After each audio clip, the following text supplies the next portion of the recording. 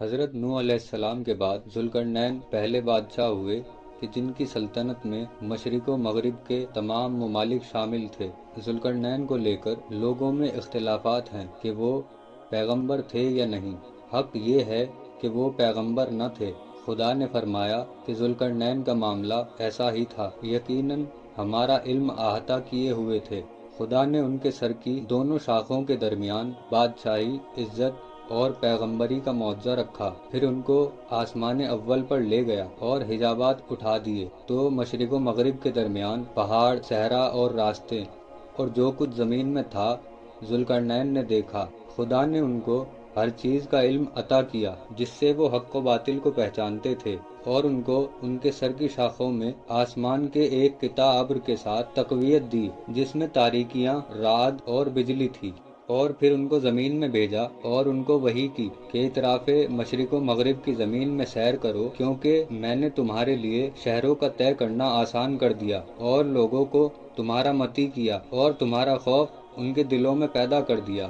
ذوالقرنین ناحیہ مغرب کی طرف روانہ ہوئے اور جس شہر سے گزرتے مثل صدائے شیر غضبناک صدا دیتے تھے، اور ان کی دونوں شاخوں سے تاریکی، رعد، برق اور صاعقہ ظاہر ہوتی تھی۔ جو ان کی مخالفت کرتا اور دشمنی پر آمادہ ہوتا وہ چیزیں اس کو ہلاک کرتی تھی۔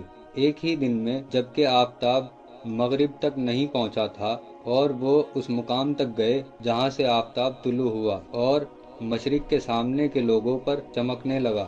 اس جگہ وہ ایک گروہ پر وارد ہوئے جن کو آفتاب نے جلا دیا تھا اور ان کے جسموں اور رنگوں کو تبدیل کر دیا تھا۔ پھر اس جگہ سے تاریکی اور ظلمت میں گئے یہاں تک کہ 2 سد کے درمیان پہنچے، جیسا کہ قرآن میں ذکر کیا ہے۔ وہاں کے باشندوں نے کہا، اے ذوالقرنین، یقیناً یاجوج ماجوج ان دونوں پہاڑوں کے پیچھے ہیں، وہ زمین میں فساد کرتے ہیں اور قتل و غارت کرتے ہیں، ہماری کھیتی برباد کرتے ہیں، غلے اور میوے سب کھا جاتے ہیں۔ ان لوگوں نے کہا، اے ذوالقرنین، ہم آپ کے لیے کچھ خراج مقرر کرتے ہیں، ہمارے اور ان کے درمیان ایک دیوار بنا دو۔ ذوالقرنین نے کہا، مجھ کو تمہارے خراج کی حاجت نہیں، اپنے ہاتھ پیروں سے میری مدد کرو، لوہے کی سیلیں جمع کرو۔ ان لوگوں نے ایک پہاڑ کھودا اور اس میں سے لوہے کے ٹکڑے اینٹ کی مانند الگ کیے اور ان دونوں پہاڑوں کے درمیان ایک دوسرے پر چنے۔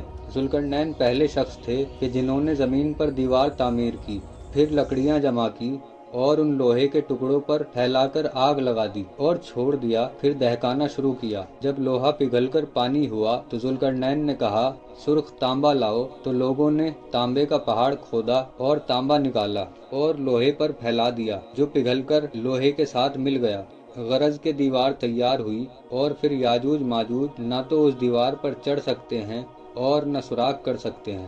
ذوالقرنین نے کہا، یہ خدا کی رحمت ہے، اور جب میرے پروردگار کا وعدہ پورا ہوگا کہ قیامت کے قریب وہ باہر آئیں تو وہ اس دیوار کو زمین کے برابر کر دے گا، اور میرے پروردگار کا وعدہ سچا ہے۔